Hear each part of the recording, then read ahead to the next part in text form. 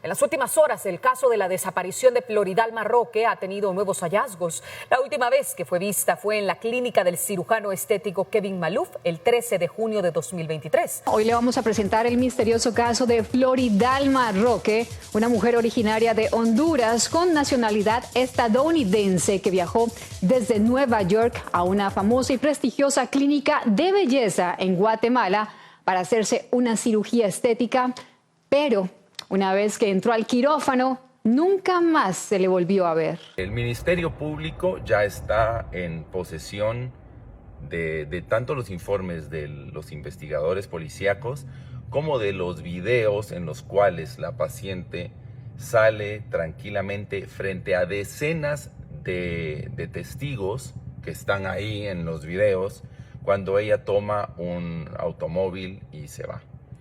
Es importante decir que la responsabilidad del médico termina cuando abandona las instalaciones, tanto el médico quirúrgico como el médico clínico, en el cual a la hora de prescribir un medicamento y la paciente si se lo toma o no se lo toma, ya no es cosa de uno. No puede ir a la casa uno, como decimos, a sobar el gaznate cuando decimos en los perros, a que le pase la pastilla.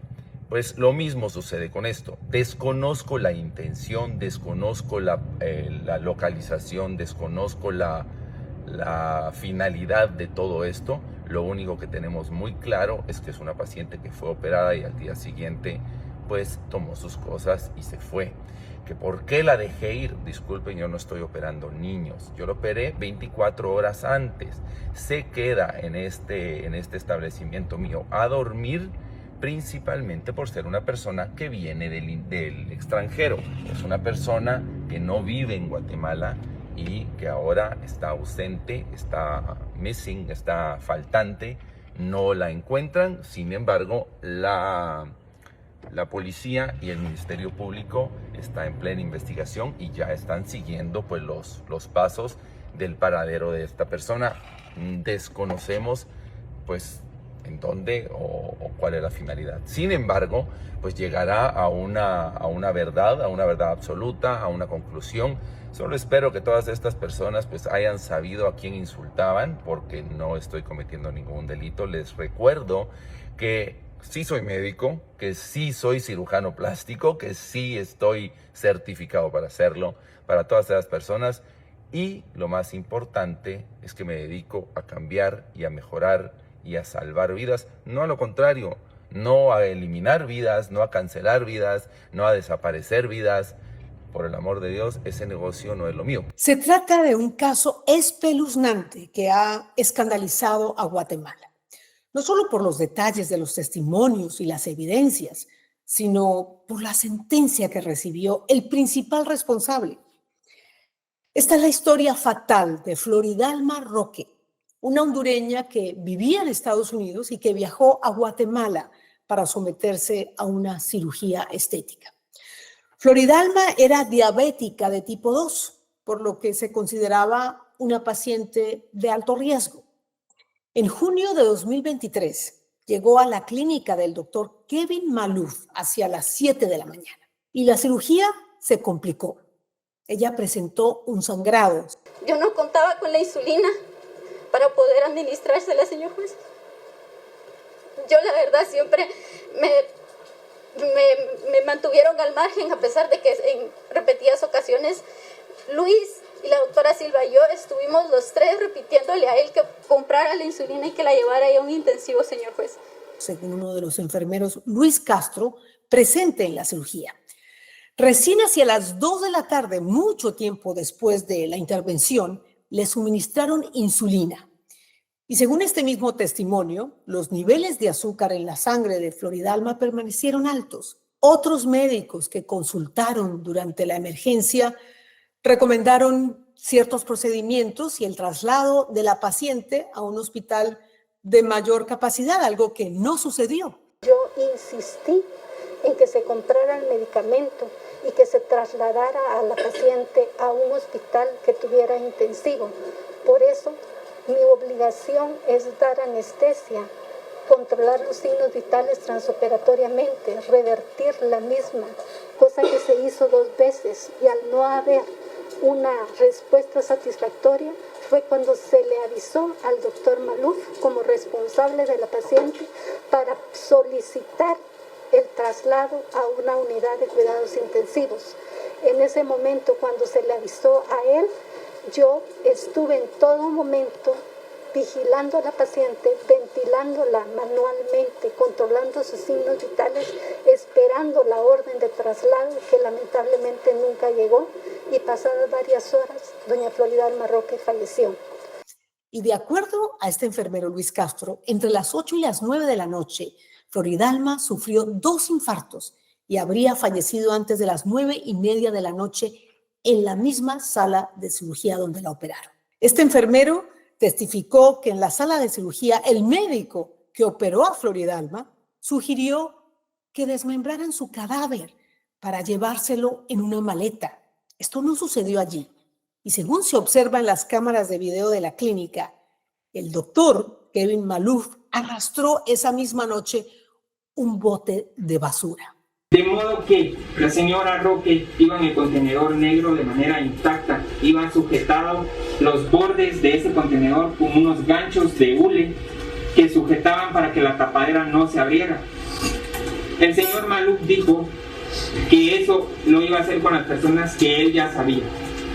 Cuando bajamos el cuerpo de la señora Roque al sótano, él la subió junto conmigo porque me pidió apoyo. Subimos el contenedor al bote, al carro, perdón.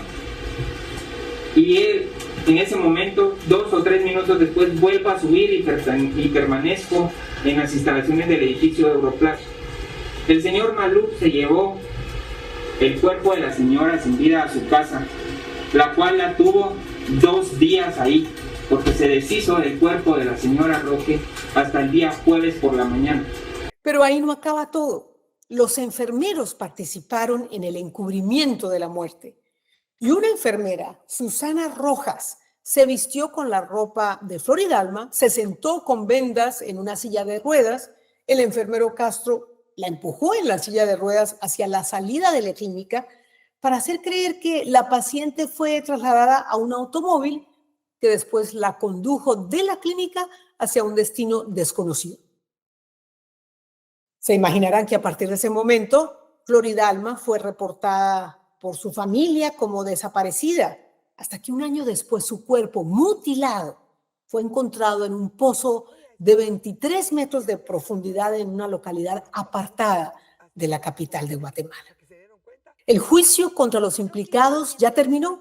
Los guatemaltecos están indignados por las sentencias impartidas por el juez Pedro Lainez. El médico solo tendrá que cumplir, oigan ustedes, 3 años y 4 meses en prisión tras haber aceptado el único cargo que enfrentó, homicidio culposo, que conlleva la rebaja de la pena por aceptar el cargo. La anestesióloga fue condenada a 2 años y 3 meses por complicidad. La enfermera que se hizo pasar por Floridalma fue condenada a 3 años de prisión por encubrimiento. Y el enfermero Luis Castro, quien colaboró con la justicia y testificó en el juicio, permaneció 2 años en la cárcel y ya quedó en libertad. ¿Cómo se descubrió este caso? ¿Cómo se explica este crimen y las sentencias tan leves para los culpables? ¿Se sabe toda la verdad o hay otros responsables que permanecen libres? ¿Cómo ha sido soportar este dolor y esta indignación para la familia de Floridalma? ¿Y podría hacerse un nuevo juicio? Estas y otras preguntas vamos a tratar de contestar con José López, uno de los hijos de Floridalma Roque, y hablaremos también con su abogado, Juan Carlos Aquil. Pero antes de hablar con ellos, quiero invitarlos a que me sigan en el canal y se suscriban. Les recuerdo que es totalmente gratis, solo tienen que hacerle clic a la palabra suscribirse y si quieren activar las notificaciones pueden hacer lo mismo, hacer clic en la campanita. También me pueden encontrar en Spotify, así que los espero por aquí y por allá. Comenzamos en ¿Qué pasó con lo que pasó?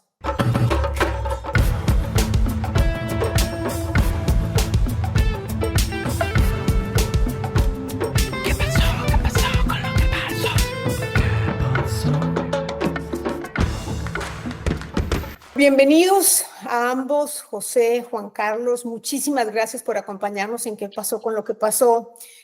Y les tengo que confesar que investigando sobre este caso me causó muchísima tristeza, muchísima ansiedad, muchísima inquietud. Así que no me imagino, José, lo que tú y tus otros 3 hermanos han vivido durante estos últimos 2 años. Así que te agradezco muchísimo que nos concedas esta entrevista. Sé que temes por tu seguridad, así que por eso estás usando el cubrebocas y bueno, tampoco voy a identificar el lugar desde donde nos acompañas. Pero antes de hablar del caso, que pues ya más o menos resumí al inicio del programa, quiero hacerle casi que un homenaje a tu madre. ¿Cómo la recuerdas? ¿Qué momentos dirías tú que definió tu relación con ella? Buenas noches, gracias por la oportunidad que nos da a nosotros de hacernos escuchar una vez más y en su prestigioso programa. La verdad, mi madre fue mujer, fue hija, fue madre, fue esposa, fue amiga, fue una enfermera con mucho profesionalismo y al final de los tiempos para nosotros fue la mamá más responsable que hubo, ya que era una persona que a pesar de la distancia, todo el tiempo estaba al pendiente de nosotros como hijos. ¿Qué edad tenía José al momento de fallecer? 59 años. Recuérdanos qué tipo de cirugía quería hacerse. A ella se le iba a hacer una cirugía de párpados, de acá y de los brazos. Uh-huh, uh-huh. ¿Y cómo fue que encontró a este médico, Kevin Maluf? ¿Por qué decidió ir a operarse a Guatemala, siendo ella hondureña y viviendo en Estados Unidos en ese momento? Bueno, a ella en esta ocasión era la segunda vez que se operaba con el doctor Maluf y fue recomendado por una hermana de ella, una tía mía. Entonces, en la primera operación fue una operación más grande y más peligrosa que le hizo y mi mamá salió súper bien. Su recuperación fue muy rápida y se volvió muy amiga del doctor. Entiendo. Juan Carlos, tú eres el abogado de José. Me gustaría que nos contaras a nuestra audiencia, que es regional y que no está tan familiarizada con este caso, ¿quién es el doctor Kevin Maluf? Porque él no operaba en una clínica de garaje, era un médico con cierto prestigio y la clínica donde operaba estaba situada en un lugar exclusivo de la capital. Pero ¿qué antecedentes hay de este médico? ¿Qué sabemos de él? Sí, buenas noches. Gracias por la oportunidad. Sí, la verdad es que el doctor Kevin Maluf, como lo has dicho, es un médico que ya tenía un renombre en Guatemala. Muchas personas a raíz de este caso han manifestado que se operaron con él. Efectivamente, la clínica se encuentra en zona 14, en un edificio que se llama Europlaza, que es un edificio muy concurrido de uno de los de más prestigio en Guatemala. Ya tenía una trayectoria como médico y pues muchas personas lo recomendaban como médico especialista en cirugía. Entiendo. Y cuando ocurrió este fatal desenlace, Juan Carlos, ¿se sabía de los antecedentes en cuanto a que ya el doctor Maluf había tenido 2 incidentes fatales con 2 pacientes que habían fallecido, que tenía algunas denuncias? Tengo aquí anotado que tenía denuncias por lesiones culposas contra pacientes, por portación de arma y por incluso intento de homicidio en contra de su hermano. Esto lo leí en un periódico local. ¿Qué se sabe al respecto? Sí, bueno, lo que se sabe en cuanto a su profesión específicamente es que efectivamente un año atrás había fallecido una paciente con él, una persona que también venía de la localidad de la localidad del Petén. Esta paciente, una mujer joven, también se había prestado complicaciones, se había fallecido. Es precisamente ese antecedente lo que nosotros creemos que detona a que el doctor Kevin Maluf, en un momento determinado, como consecuencia que fallece otra persona en su quirófano, es que toma las acciones que toma en el presente caso. Y José, en el caso de tu madre, cuando llegó el día de la cirugía, aquel día de junio de 2023, ¿quién la acompañó a la cirugía? ¿Quién iba a buscarla y a llevarla a la salida de la cirugía del quirófano? A mi madre, una semana antes, al momento de llegar a la ciudad de Guatemala, se hizo acompañar de Estrellita, que es cuñada de mi hermano. Ella estuvo viviendo en la casa de mi hermano una semana previa a la operación. Estrellita la llevó al lobby del centro comercial. Mi mamá, como tenía una gran confianza con el doctor, le dijo que la dejara ahí en el lobby, que pasara al mercado a comprar una gallina, que le hiciera un caldito de gallina y que al otro día a las 9 de la mañana que le iban a dar de alta, la llegara a buscar con ese caldito de gallina. Y fue lo que hizo Estrellita en ese momento. ¿Y qué pasó cuando Estrellita llegó a buscarla? ¿Cómo se enteró ella y ustedes que tu mamá había desaparecido básicamente? La verdad, cuando ella llegó al lobby de la clínica del doctor Maluf, no le prestaron atención. Ella llegó, se sentó y cuando dieron pasadas las 9, ya habían pasado 45 minutos de las 9 de la mañana, que era la hora de salir, que le daban de alta a mi madre, ella pues ya empezó a preguntar si qué pasó con mi mamá, por qué no había salido. Entonces le dijeron que mi mamá desde las 7 de la mañana les exigió su salida y que agarró un InDrive y se fue y no sabían a dónde se había ido. ¿Y qué pasó a partir de ese momento entre ustedes, sus hijos, su familia? Pues a nosotros, en ese momento, a las personas como nosotros estábamos fuera del país, mis hermanos y yo, se empezó a dar alerta a las personas conocidas de ahí de la ciudad de Guatemala. Mi tía Vilma, que fue cuñada de mi mamá, que era donde ella llegaba, y se empezaron a movilizar, empezaron a ir el doctor dijo que a lo mejor mi mamá se había ido a una cámara hiperbárica, a buscar una cámara hiperbárica para poder ayudarse con la operación. Estrellita y mi tía fueron a visitar todas las cámaras hiperbáricas que estaban por ahí cerca y le dijeron que no era posible porque para utilizar las cámaras hiperbáricas había que hacer una cita y mi madre no tenía eso. Entonces, mi tía, que trabajó muchos años en el Seguro Social, le dijo, doctor, quiero que me muestre su registro de salida, donde Floridalma le firmó su salida. Yo no llevo eso, le dijo. A mí eso no me sirve de nada, yo no llevo eso. Entonces, yo lo único que le puedo decir es de que yo no opero a niños y la señora exigió su salida y yo se la tuve que dar. Wow. ¿Y recuerdas tu primer encuentro con el médico? Porque tengo entendido que ustedes viajaron a Guatemala para hacerle seguimiento al caso, ¿no? Ante la situación que tu mamá no aparecía. Allí, cuando llegaron ustedes, no sé cuánto tiempo después llegaron a Guatemala, ¿tuvieron un primer encuentro con el médico? Sí, yo lo fui a buscar a su clínica. Yo me presenté a su clínica porque él en ningún momento, él no sabía de nosotros. Él sabía que mi madre tenía hijos, pero no sabía dónde ni quiénes eran. Entonces, cuando yo llegué a la ciudad de Guatemala 4 días después de la desaparición de mi madre, llegué directamente a los hospitales, a las morgues, y a algunas organizaciones a pedir apoyo. Y al ver la negativa de todas las personas donde nosotros estábamos solicitando apoyo, la denuncia ya se había presentado en el MAIMI y nos cerraron las puertas porque no nos daban nada de información. Entonces, con mi hermano le dije, ¿sabes qué? Llévame a la zona 14, yo voy a hablar con el doctor. Y me presenté en la clínica. Y cuando yo me presenté frente a él, en el momento que yo llegué, él salió, le digo, doctor, mi nombre es José López, soy el hijo de Floridalma Roque y necesito hablar con usted. El señor se fue de espalda y me dijo, permítame. Se fue a su oficina, tardó como 10 minutos y me dijo, pase adelante. Entré a su oficina, estuvimos casi más de 1 hora platicando, donde él me decía que mi mamá se había ido por su propia cuenta, que lamentaba mucho que no la habíamos encontrado, que él era uno de los más interesados que mi mamá apareciera y casi lloraba enfrente mía, queriéndome convencer de algo que él había hecho. En ese momento, pues, yo le hice 2 preguntas. Una de ellas fue, doctor, le digo, pero usted y yo sabemos que mi madre no era la que iba en la silla de ruedas. Y él me quedó viendo y solo agachó su cabeza nada más. Entonces dije dentro de mí, mi mamá no salió de aquí por su propio pie. Y al momento siguió la charla con él y creo que me estuvo grabando.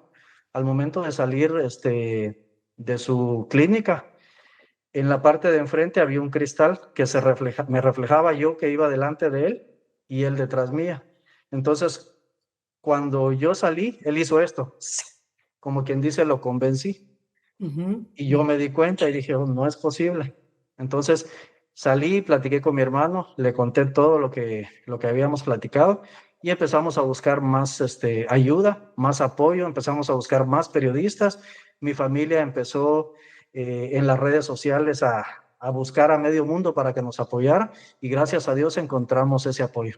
¿Y por qué le dijiste al médico que la que se veía en las cámaras de seguridad a la salida de la clínica no era tu madre? ¿Identificaste que no era tu madre? Porque, bueno, era una mujer con vendas, ¿no? Después de una operación alrededor de la cara. Sí, por dos cosas. Primero, en el momento que se levanta de la silla de ruedas, el enfermero la levanta de acá. Entonces, ¿cómo la van a levantar de acá si acá fue donde le operaron? En primer lugar. En segundo lugar, su altura y sus piernas no concordaban con los rasgos físicos de mi madre. Entonces, desde el momento que nosotros vimos ese video, rapidito nos dimos cuenta de que no era ella. Entiendo, o sea que ya lo empezaron a sospechar en ese momento. Abogado Aquil, ¿y en qué momento usted conoce del caso y se apersona de esta situación? Sí, bueno, el caso viene precisamente el 4 de agosto del 2023, cuando es la primera declaración, perdón, perfectamente cuando es la primera declaración viene al Instituto de la Víctima. En ese tiempo Jorge y su hermano Jorge tenían ya abogados particulares, no se les pudo brindar el servicio porque ellos ya contaban con abogados particulares, pero Ercita Vita Parachico Saldívar, que es la hermana de doña Floridalma, pues requirió los servicios del Instituto de la Víctima y desde ese momento pues estamos en el caso desde la primera declaración cuando el Ministerio Público aprende al doctor Kevin Maluf, así como a Susana Emilia Rojas Cruz y a la doctora Silvia Moreira, quienes son parte en este proceso. Abogado, pero inicialmente la primera persona que rinde testimonio en el Ministerio Público pues son los hijos de Floridalma, ¿no? Su familia. Pero ¿cómo se descubre que son los médicos, los enfermeros, la anestesióloga, las personas involucradas en este crimen, en la desaparición inicialmente de Floridalma? ¿Cómo se descubre? Como ella ingresa a la clínica con fecha 13 de junio, cuando ella ingresa aproximadamente a las 7 de la mañana, pues hay grabaciones del edificio Europlaza que marcan la llegada de ella, desde que ella llega con Estrellita, quien es la que la lleva. Están el registro de las cámaras desde el ingreso al lobby hasta cuando ella sube el ascensor y llega específicamente a la clínica del doctor Kevin Maluf. Después de esa entrada del día 13 de junio, nunca más se vio la salida de Floridalma de ese lugar, a excepción de la persona que es Susana Emilia Rojas Cruz, quien está disfrazada en algún momento con prendas de vestir de doña Floridalma y quien aparenta que es la persona que se retira del lugar. Es decir, que desde ese momento ya se tenía una sospecha que Floridalma ya no contaba con vida, o que por lo menos en esa primera declaración se tomaba como un plagio secuestro, toda vez que no sabíamos del paradero, si estaba con vida o estaba en peligro su vida. Es por ello que a partir de ese momento ya el Ministerio Público había recabado ya con la activación de una alerta Isabel Claudina las primeras diligencias para empezar la investigación acerca de su paradero, porque Estrellita no se queda con esa respuesta que le da el doctor Kevin Maluf de que ella se había retirado del lugar, sino que por el contrario van y activan la alerta Isabel Claudina y empiezan a realizarse las primeras diligencias de búsqueda de Floridalma, y el primer indicio son las cámaras de seguridad. Claro. ¿Qué es la alerta Isabel Claudina para nuestra audiencia? No conocemos ese nombre. Isabel Claudina es una ley que existe en Guatemala que surge como consecuencia de que anteriormente se tenían que esperar más o menos 78 horas para que se pudiera empezar la búsqueda de una mujer desaparecida. A raíz de la alerta Isabel Claudina, pues es una víctima que sucedió en Guatemala, pues se hace una reforma y por eso lleva su nombre, en la cual inmediatamente desde que se tiene conocimiento de la desaparición de una víctima mujer, se empiezan las primeras diligencias de búsqueda para encontrar su paradero. Entiendo. Entonces, una de las primeras, de los primeros indicios, como usted me lo indica, son las cámaras de seguridad, los videos de las cámaras de seguridad, que son muy, pero muy reveladores. ¿Qué más muestran los videos de las cámaras de seguridad? Sí, los videos de las cámaras de seguridad muestran el día 14, cuando aparentemente retira Floridal Marroque de las clínicas del doctor Kevin Maluf, y lo que se determina es que cuando se pide ese InDriver, cuando ella supuestamente le ayudan a subir a ese InDriver y se retira, es que atrás de ese InDriver va el doctor Kevin Maluf en su camioneta, una Land Cruiser Prado color negro, la cual va siguiendo el InDriver a una corta distancia. Y todo eso es monitoreado por las cámaras de seguridad donde los investigadores le dan seguimiento y establecen que efectivamente el doctor Kevin Maluf recoge a una persona en Guatemala, en la ciudad de Guatemala, cerca de unos centros médicos, donde recoge a Susana Emilia Rojas Cruz, donde ella iba disfrazada como Floridal Marroque. Ese es otro indicio muy fuerte, toda vez que, como le repito, nunca se vio salir a Floridalma de la clínica del doctor Maluf, ni tampoco en ningún momento se ve salir de las clínicas a Susana Emilia Rojas Cruz. Sin embargo, la sorpresa es que después en las propias cámaras del edificio aparece ella por el parqueo con unas bebidas de café, cuando nunca había salido esa noche. Y es evidente que ya concuerdan con las cámaras y con las características de la persona que salió disfrazada como Floridal Marroque y a la cual recoge el doctor Kevin Maluf. También esas cámaras son importantes porque revelan el día del hecho, cuando en este caso Luis Alfredo Castro Molina indica cómo fue que sacaron el cuerpo de doña Floridal Marroque ese mismo día 13 de junio aproximadamente a las 11 de la noche. Luis Castro, el enfermero. Y sí, las cámaras muestran al doctor Maluf arrastrando un bote de basura. ¿Eso qué significa? ¿Qué indica eso? Sí, efectivamente, las cámaras de seguridad de los pasillos de Europlaza muestran al doctor Kevin Maluf aproximadamente a las 11 de la noche con un contenedor, dicen ellos, donde tiene un alto aproximado donde una persona perfectamente podía caber. Floridal Marroque era una persona de una estatura baja, de una complexión física no muy grande, y según las declaraciones de Luis Alfredo Castro Molina, al momento de ella lamentablemente perder la vida en el sanatorio, pues es posicionada en decúbito, es decir, que permitió que ella fuera más o menos en forma sentada dentro del contenedor, y es cuando efectivamente el doctor Kevin Maluf retira su cuerpo de las clínicas. Ahora, abogado, lo que no me queda claro es, tengo entendido que algunos videos también fueron eliminados, y al ser la clínica de propiedad del doctor Maluf, ¿no? ¿Cómo logra el Ministerio Público acceder a estos videos que no los pudieron borrar? No, efectivamente, los videos de la clínica per se del doctor Kevin Maluf que estaban en el interior de la clínica fueron retirados por el doctor Kevin Maluf y fueron desaparecidos.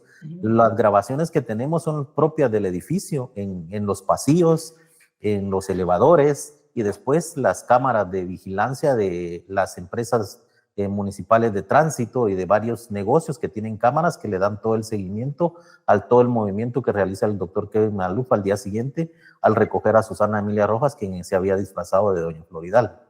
Pero todos esos videos que muestran momentos cuando él saca el contenedor son propios del edificio, esos no los pudieron borrar y son los que forman prueba y evidencia hoy en el proceso. ¿Cuánto tiempo después del 13 de junio del 2023 el doctor, los dos enfermeros, un enfermero y una enfermera, y la anestesióloga son arrestados? ¿Cuánto tiempo transcurrió? Más o menos 3 meses, según lo que yo recuerdo. No sé si José me pueda aclarar ese dato, pero más o menos eso fue en agosto. Fueron aproximadamente 45 días. 45 días. José, y en esos 45 días, ¿tú lograste hablar con el médico una sola vez o pudiste conversar con él más de una vez?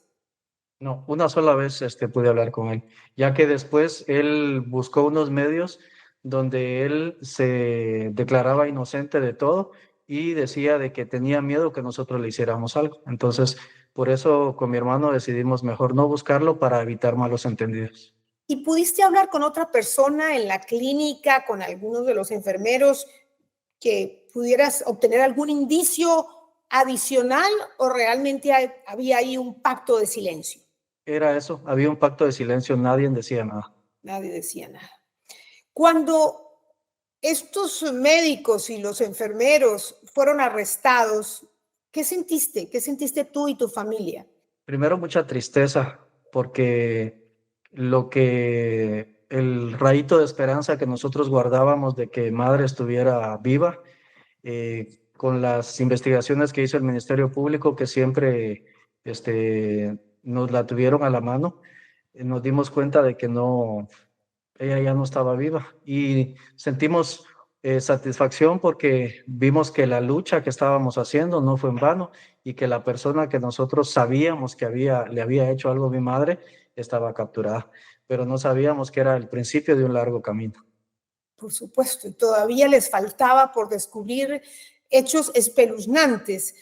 Abogado, ¿en qué momento se sabe que Floridalma murió allí en la cirugía y que alguien confesó y que su cuerpo fue trasladado a otro lugar? ¿Cuándo se tiene certeza de eso? ¿Alguien confesó? ¿Cómo ocurrió? Sí, efectivamente, el día 2 de mayo del año 2024 se tenía programada declaración de 3 de los indicados, que era Susana Emilia Rojas Cruz, la doctora Lidia Viviana Silvia Moreira y Luis Alfredo Castro Molina. Sin embargo, el único que declara en esa audiencia es Luis Alfredo Castro Molina. Desde ese día es cuando él pues da información abundante en cuanto a qué pasó ese día dentro de la clínica, cómo fallece Floridalma dentro de la clínica, la negativa del doctor Kevin Maluf de brindarle los auxilios necesarios y de trasladarla en un momento determinado a un lugar, a un sanatorio tipo A, donde le pudieran brindar toda la asistencia médica. Y es a raíz de ese momento que se sabe que efectivamente Floridalma había fallecido y que el cuerpo había sido retirado por el doctor Kevin Maluf. Hasta ese momento, Luis Alfredo Castro Molina lo único que indica en su primera declaración es que tenía conocimiento que probablemente en algún lugar de las faldas del volcán podía haber sido enterrada, pero no tenía una certeza de ese dato, más que lo que le había comentado en algún momento el doctor Kevin Maluf. Claro, el enfermero comienza a colaborar con la justicia. Cuando empieza el juicio, que tengo entendido es un juicio por aceptación de cargos, no hay un juicio, digamos, se determina que, tengo entendido, el único cargo que enfrentará el médico será por homicidio culposo, ¿no? Que es un cargo que permite una reducción de la pena. Si fuese homicidio, no tendría reducción de la pena, ¿correcto? Así es. Sí, efectivamente, con fecha 20 de octubre, 20 de noviembre, se lleva a cabo una audiencia en la cual se debería de conocer la etapa intermedia dentro del proceso penal. La etapa intermedia tiene como finalidad establecer si hay suficientes elementos para llevar a una persona a juicio oral y público. En esa etapa intermedia ya se había descubierto toda la información que había brindado Luis Alfredo Castro Molina, que fue corroborada con varios medios de investigación, y también para esa fecha también ya habíamos encontrado el cuerpo de doña Floridalma Roque, que fue encontrado el 5 de junio del 2024, a raíz de las declaraciones de Luis Alfredo Castro Molina. Entonces, en un principio, en la primera declaración teníamos como delitos indicados al doctor Kevin Maluf, plagio y secuestro y obstaculización a la acción penal por las acciones que había hecho para encubrir el cuerpo. Pero él ya había aceptado cargos por obstaculización a la acción penal y solo nos quedaba el delito de plagio o secuestro.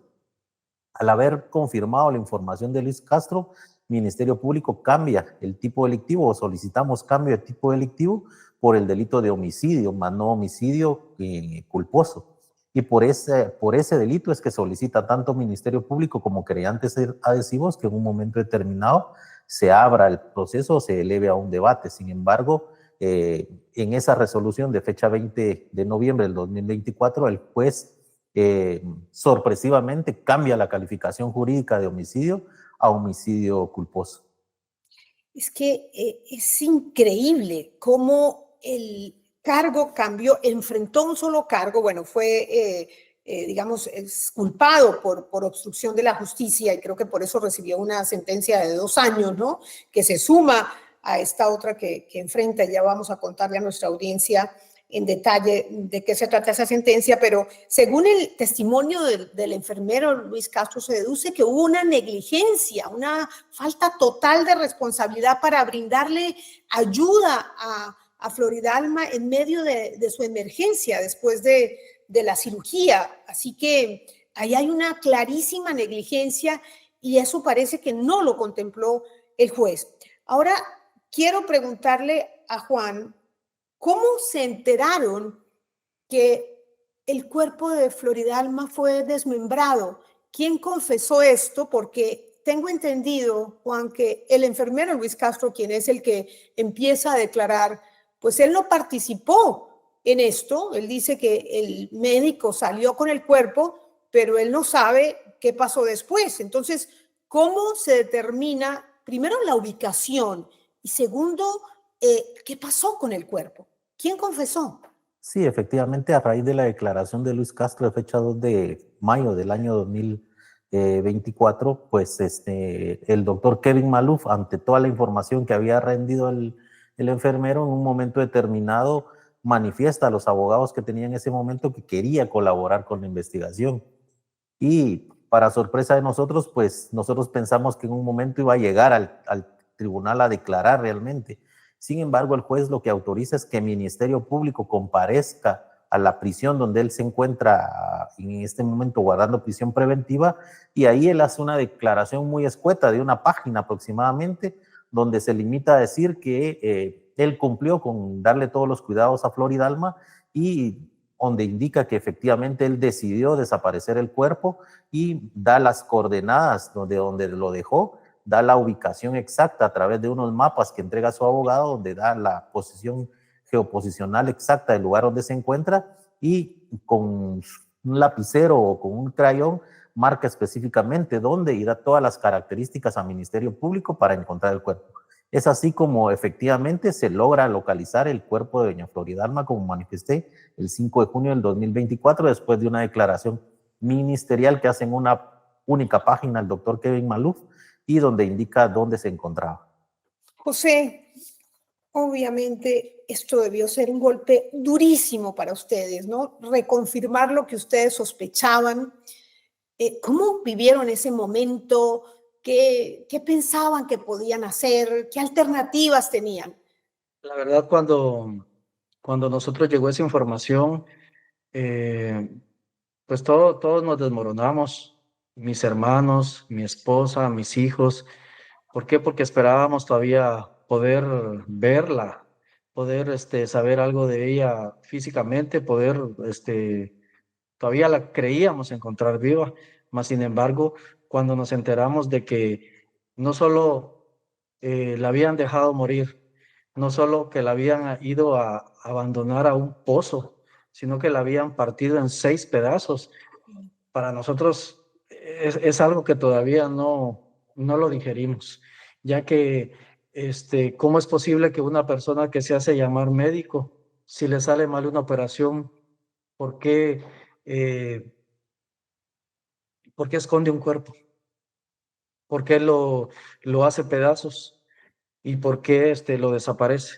Es lo que nos preguntamos todo el tiempo, porque al sol de hoy, en las audiencias que hemos visto y en las pocas declaraciones que se han dado, el doctor todavía no se ve arrepentido de lo que hizo, al contrario. Sí, además me imagino que querías enfrentarlo en el juicio y el juez permitió que pudiera presenciar el juicio desde la cárcel, ¿no? Vía videoconferencia. O sea que eso también debió ser otro golpe, porque yo creo que uno quisiera por lo menos gritarle en la cara algo. Pues no sé, me imagino que para ustedes debió ser algo también como otro golpe que recibieron. Claro que sí. Mire, nosotros como hijos somos las víctimas. Claro. Mas, sin embargo, tanto el juez como él, el juez consideró víctima a él.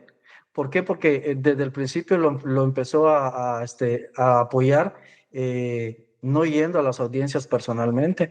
Pues nosotros no somos gente mala. Nosotros todo el tiempo hemos sido personas que trabajan para su día a día y no le hacemos daño a nadie. ¿Por qué él nos juzga de esta manera cuando él es así? Porque no es el primer caso el que él tenía. Entonces, ¿por qué le ayudan a él a no presentarse a un juzgado? ¿Será porque no le gustaría que nosotros o los medios de comunicación lo cuestionaran en cada audiencia? Claro. Abogado Aquil, ¿y se sabe quién participó en la mutilación del cuerpo de Floridalma, porque según el fiscal dice, se usaron sierras dentadas para mutilar el cuerpo. ¿Quiénes participaron en este acto horripilante? Bueno, según la información que ha brindado Luis Castro, es que el doctor Kevin Maluf ya tenía un plan preparado para cualquier persona que muriera dentro de esa clínica. Él ya tenía un plan de contingencia para desaparecer el cuerpo. En este caso, las propias declaraciones de Luis Alfredo Castro Molina indican que probablemente fueron 2 personas más, de las cuales no hemos individualizado. El Ministerio Público no ha podido individualizar quiénes son los colaboradores del doctor Kevin Maluf.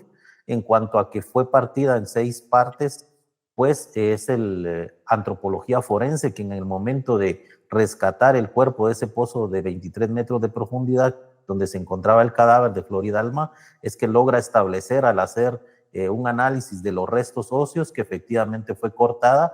Y hay un dato muy importante, es que no sabemos, según fue cortada momentos después de la muerte, casi que momentos al momento casi de morir. Entonces eso nos crea también una profunda duda, porque al final Luis Castro sí dice que ella falleció en esa clínica, pero una certeza al 100% de que efectivamente ella iba fallecida dentro de ese contenedor no la tenemos.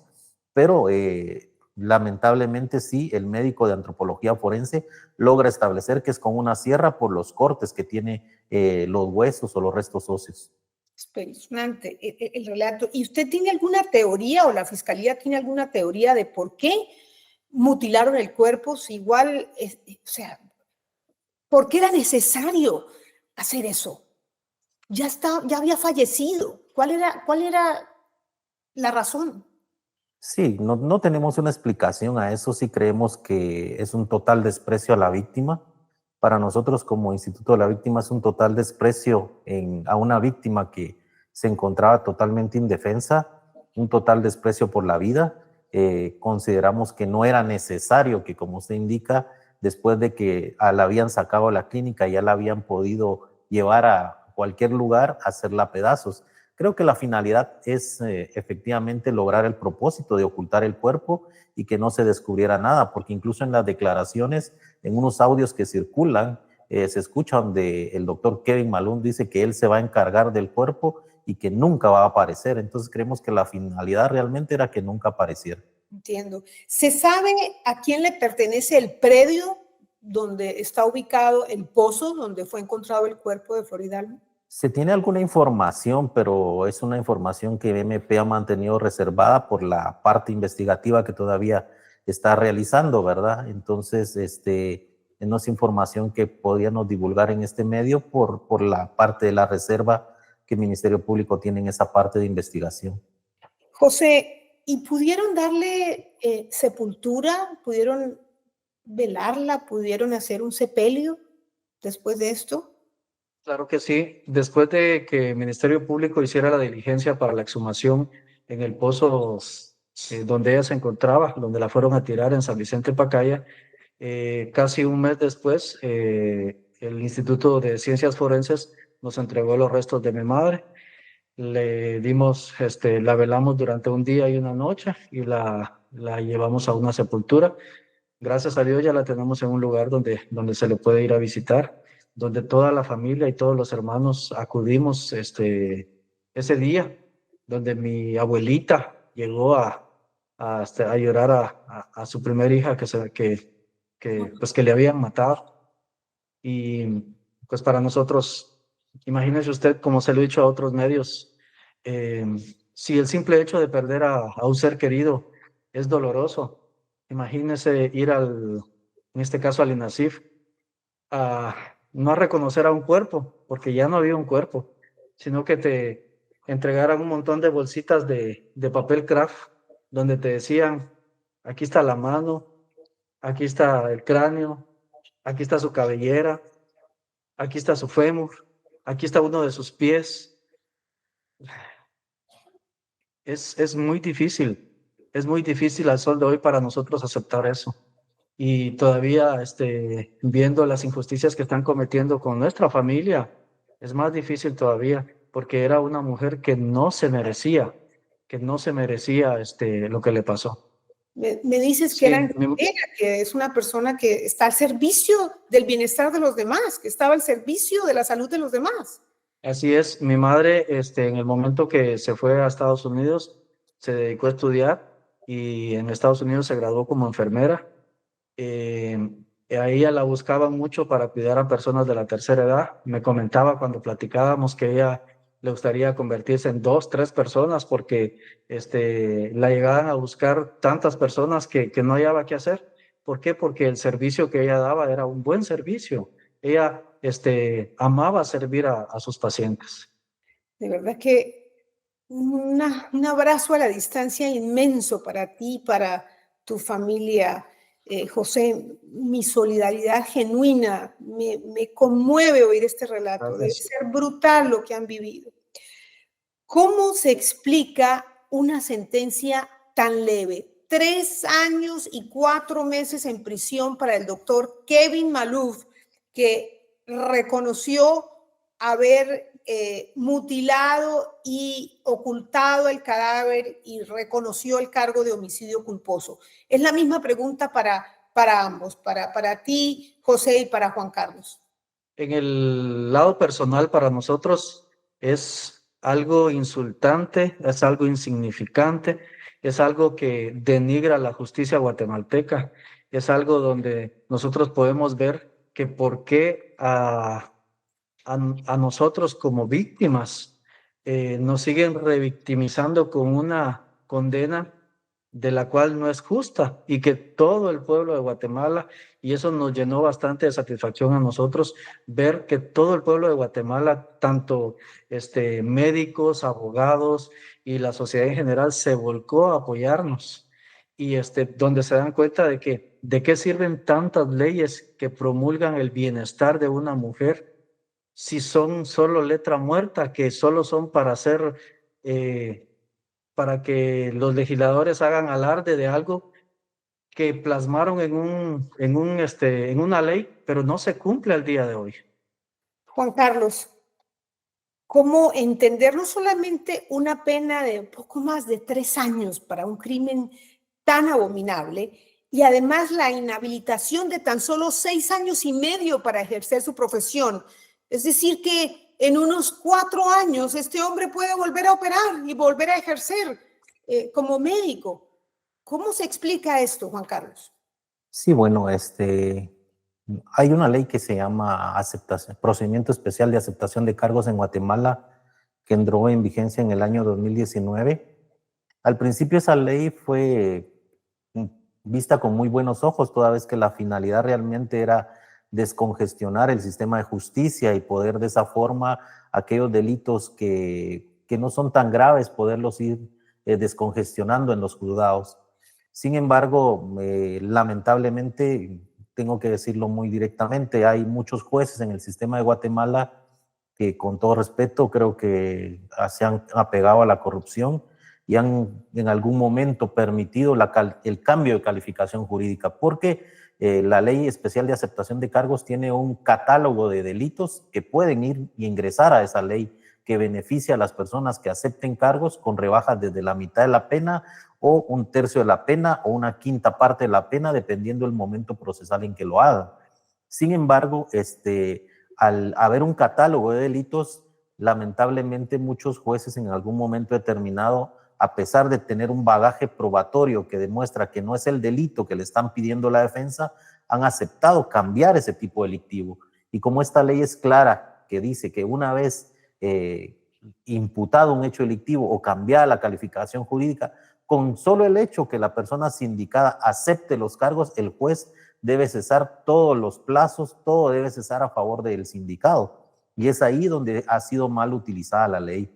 Y prueba de ello es este caso, que como les manifesté al principio, pues la acusación va por un homicidio que en Guatemala tiene una pena mínima de 20 y una máxima de 40 años de prisión. Sin embargo, el homicidio culposo tiene una pena de 2 hasta un máximo de 8 años. En virtud de que él ya lleva un tiempo de prisión, pues el beneficio al aceptar los cargos, pues es reducirlos a la mitad. El Ministerio Público pidió 6 años, pero al ser beneficiado con la mitad, la pena que le correspondería serían de 3 años y 4 meses, teniendo en cuenta que en el presente caso Kevin Maluf fue procesado por el delito de homicidio culposo por esta ley. Entonces, esos son los beneficios que otorga la ley. ¿Y por qué solo 6 años? Porque debe ir en proporción también a la pena impuesta de prisión. Por eso el Ministerio Público y querellantes adhesivos pedimos que fuera inhabilitado de por vida. Sin embargo, pues el juez, bajo su criterio, diciendo que debía haber una proporcionalidad en la pena, de lo cual es muy discutible, pues concede únicamente esa pena. El juez ha sido muy cuestionado por su sentencia, por varios sectores. Juan Carlos, me pregunto si los sentenciados pueden obtener una reducción de penas por buena conducta, además de por haber colaborado o por aceptar cargos.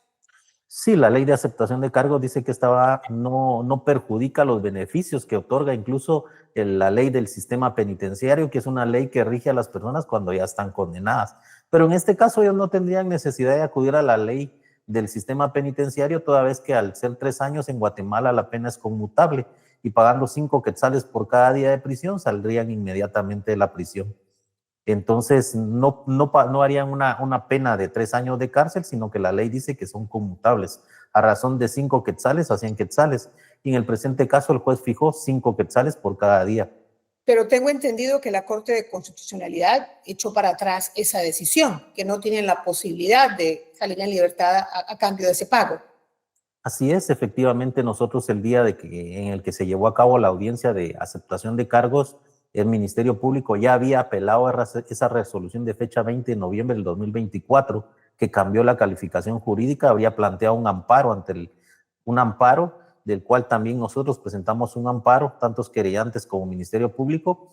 En su momento, la sala primera de la Sala de Apelaciones de Guatemala denegó el amparo provisional, lo cual es susceptible de apelación para que lo conozca la máxima autoridad en materia constitucional, como es la Corte de Constitucionalidad en Guatemala, y es la Corte de Constitucionalidad de Guatemala la que, al elevarse ese amparo provisional, nos otorga un amparo provisional en este momento que dice que todo lo actuado a partir del 20 de noviembre, es decir, la aceptación de cargos y todas las audiencias que no tengan privilegio para llevarse a cabo, quedan en suspenso.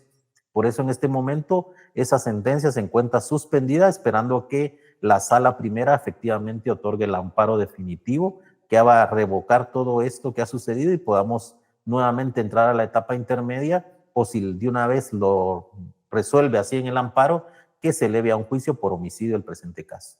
Es decir, que ustedes han presentado un amparo para que se anule todos los procedimientos de este juicio, se anule la sentencia y se vuelva a iniciar un proceso de juicio por el cargo de homicidio, ¿correcto? Así es, nosotros presentamos 2 amparos en este caso. Uno primero fue porque se anule la total de la sentencia de la aceptación de cargos, y otro amparo porque en un momento determinado recusamos al juez y sin embargo la sala denegó la recusación del juez a pesar de contar con una denuncia presentada por la familia de Floridalma Roque y también a pesar de presentar como pruebas audios que circularon en los medios de comunicación donde el juez aparentemente había llegado a un trato con el doctor Kevin Maluf. Eso nos hace recusar a ese juez, sin embargo la sala nos deniega esa recusación, por lo tanto también presentamos un amparo en el cual estamos pidiendo que se declare con lugar el amparo y que sea otro juez el que conozca el presente caso. Entonces, ya para terminar, abogado, aquí lo que sigue ahora es el pronunciamiento, o sea, la respuesta de esos 2 amparos que ustedes han presentado. ¿Y eso cuánto tiempo puede durar? Sí, la verdad es que los amparos en Guatemala a veces, dependiendo la gravedad, pueden resolverse rápidamente. En este caso que presentó Ministerio Público y querellantes en contra de la resolución de la aceptación de cargos y de la audiencia que modificó el tipo delictivo, este amparo ya está en la segunda vista, estamos esperando únicamente la sentencia.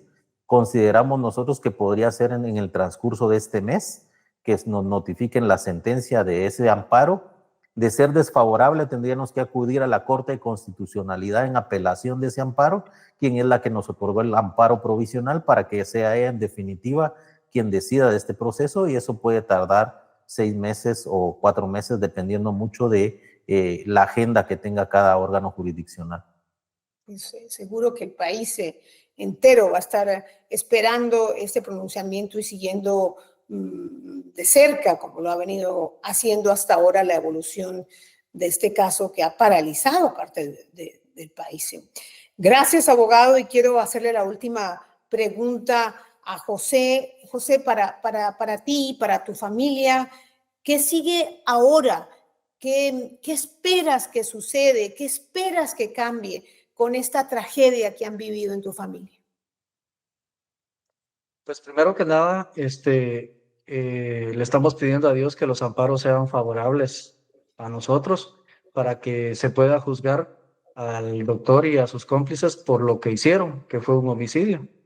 Y en segundo lugar, pues hacerle ver a las demás personas que el día de mañana que quien tenga la posibilidad o quien quiera hacerse un arreglo estético, que busque bien y que investigue bien a qué manos va a caer, ya que muchos doctores andan vestidos, son lobos vestidos con piel de oveja. Tal cual. Importantísimo ese mensaje. José, ¿cuál para ti y para tu familia sería una sentencia justa después de lo que le sucedió a tu mamá? La verdad, yo pienso que en el caso de, primero que le pongan el homicidio y mínimo sería unos 25 años de cárcel. Con eso, ustedes estarían satisfechos de que se hizo justicia. La verdad, no estaríamos satisfechos porque eso no nos va a devolver a nuestra madre. Pero lo que sí queremos es de que el pueblo de Guatemala vea de que pidiendo, buscando y exigiendo y encontrando a las personas idóneas, como en este caso fueron las personas de la Fiscalía de Feminicidio del Ministerio Público y en este caso el Instituto de la Víctima con el licenciado Juan Carlos y la licenciada Stephanie que han estado hombro a hombro y codo a codo con nosotros, encontrando esas personas idóneas que son ellos, que han sido ellos para el caso de mi madre, pues poder hacerle ver al pueblo de Guatemala que sí existe una esperanza y que en Guatemala puede haber justicia.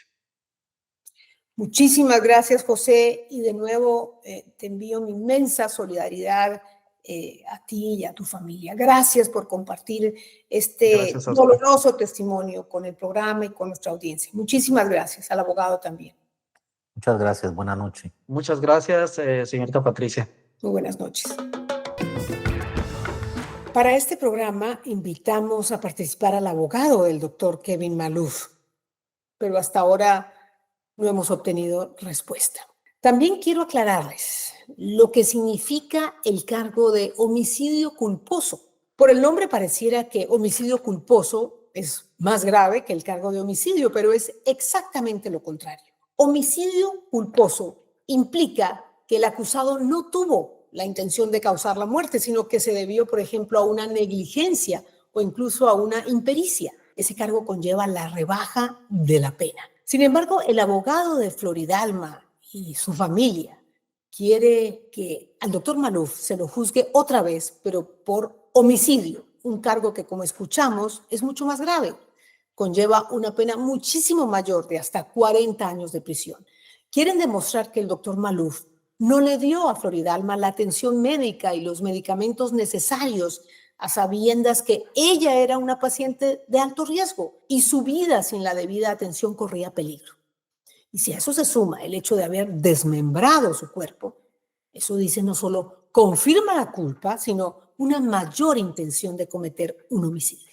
Si su familia quiere que se haga justicia, deben esperar que se resuelvan favorablemente los dos amparos que han presentado para que se repita el juicio y que el castigo para Kevin Maloof sea proporcional al crimen cometido. En medio de su profundo dolor, la familia de Floridalma está esperando ese castigo implacable y una buena parte de Guatemala también. 3 años en prisión, ¿son suficientes? Juzguen ustedes. Gracias por acompañarnos en este dramático episodio de ¿Qué pasó con lo que pasó? No se les olvide suscribirse al canal en YouTube y también seguirme en Spotify para los que prefieren el formato podcast. Nos vemos la próxima semana. Muchas gracias por su compañía.